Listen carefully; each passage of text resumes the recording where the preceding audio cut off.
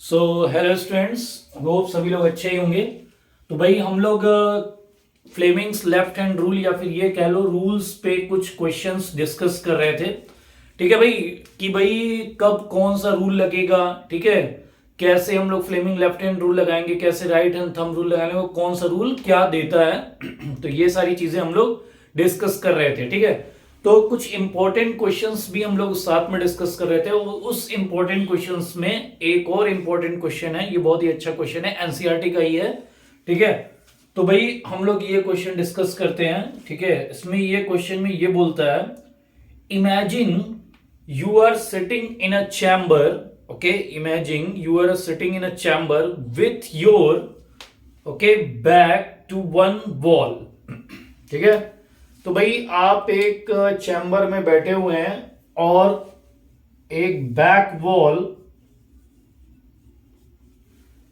के सामने बैठे हुए हैं। ठीक है, तो मान लेते हैं ये बैक वॉल है और ये हो जाएगा आपका फ्रंट वॉल। ठीक है, तो भाई बैक होगा तो फ्रंट होगा ही होगा, पक्का है। ठीक है, तो ये फ्रंट वॉल हो गया और एक बैक वॉल हो गया। ठीक, उसके आगे इसमें बोला जा रहा है भाई कि an electron beam moving horizontal from back wall towards the front wall. इसका मतलब भाई एक इलेक्ट्रॉन बीम यहां से यहां यानी बैक वॉल से फ्रंट वॉल की तरफ बढ़ रहा है। ये क्या है भाई? इलेक्ट्रॉन बीम है। ठीक है बच्चों, तो भाई इलेक्ट्रॉन बीम जिधर भी ट्रेवल करेगा ठीक उसके अपोजिट डायरेक्शन में कौन जाएगा भाई? करंट जाएगा।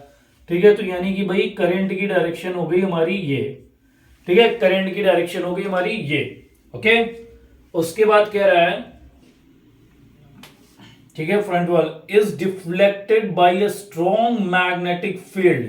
Okay, it's deflected from a strong magnetic field to your right side.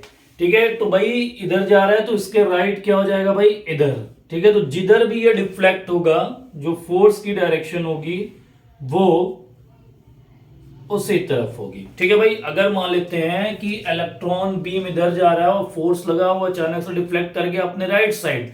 Okay, तो भैया इसका मतलब फोर्स जो है इस डायरेक्शन में भाई परपेंडिकुलर जा रहा है, तो इधर फोर्स लगेगा तो परपेंडिकुलर टू ही मूव कराएगा उसको, तो ये अपने राइट साइड मूव कर गया। ठीक है भाई, डिफ्लेक्टेड बीम इसको कह सकते हैं हम, डिफ्लेक्टेड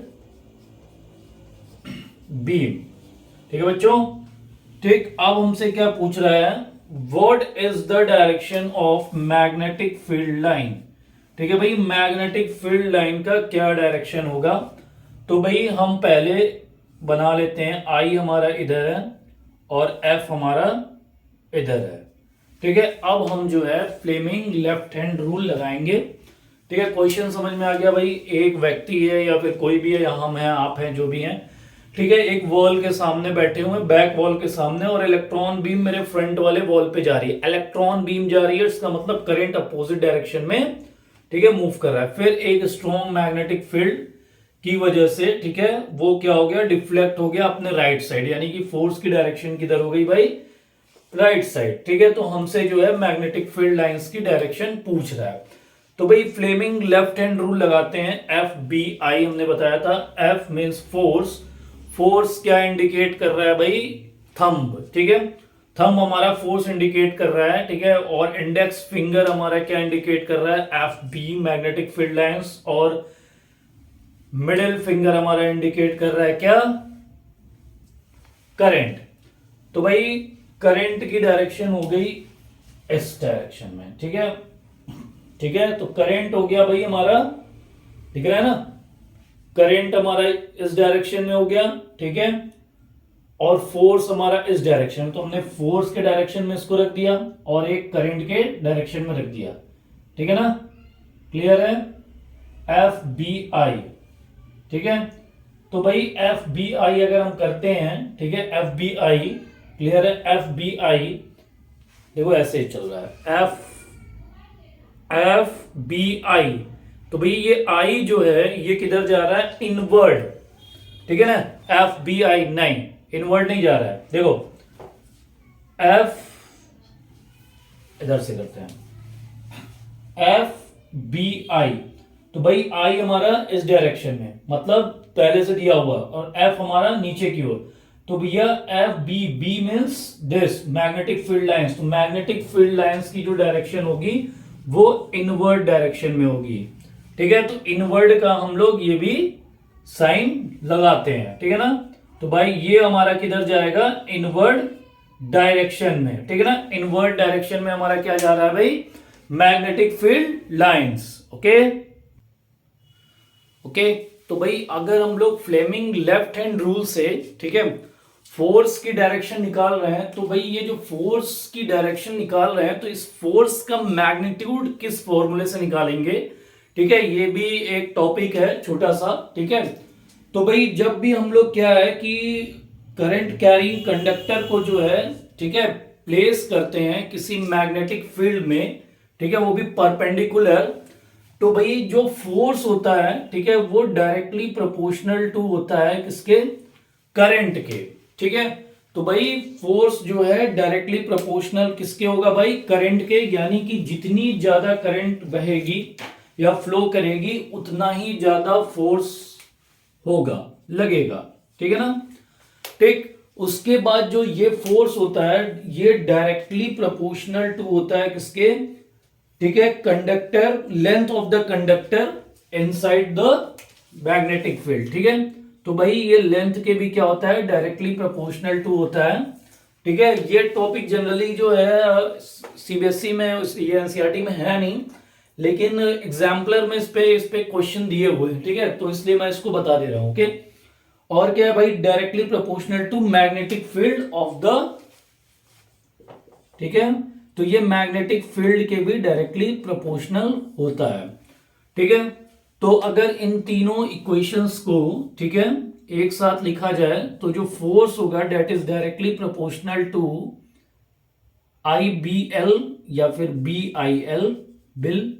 ओके, या फिर आई बी एल, कुछ भी लिख सकते हो, सीक्वेंस तुम बदल सकते हो। ठीक है, ठीक है, तो भाई यानी कि जो फोर्स है वो directly proportional to current, current जितनी ज्यादा होगी फोर्स उतनी ज्यादा होगी। ठीक है, लेंथ, ठीक है, लेंथ अगर ज्यादा है तो भी हमको फोर्स ज्यादा लगाना पड़ेगा। ठीक है, अब कौन सा लेंथ, ठीक है, कंडक्टर का लेंथ जो कि मैग्नेटिक फील्ड के अंदर है। ठीक है, और फोर्स जो है मैग्नेटिक फील्ड के भी डायरेक्टली प्रोपोर्शनल होता है। ठीक है ना।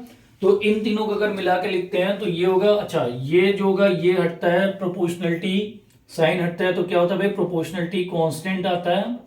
ओके, और इसकी वैल्यू यहां पे भी 1 होगी। ठीक है, तो F is equal to I B L या बी आई एल जो भी है।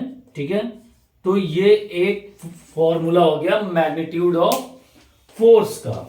ठीक है भाई, तो भाई जो है ये मैग्नीट्यूड ऑफ फोर्स। ठीक है, अच्छा यूनिट ऑफ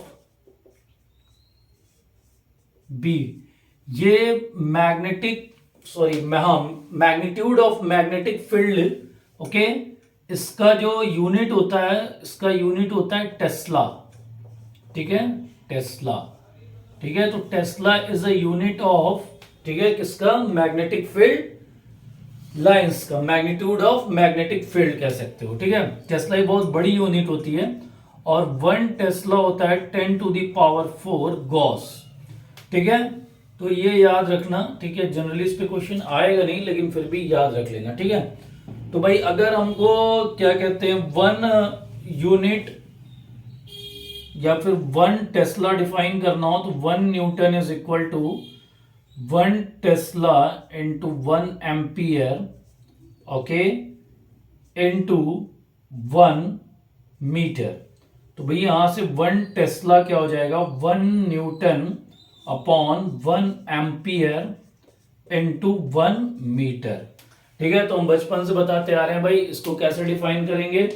तो भाई the magnitude of magnetic field 1 tesla, okay, ठीक है, if a conductor of length 1 metre carrying a current of 1 ampere experiences a force of 1 Newton.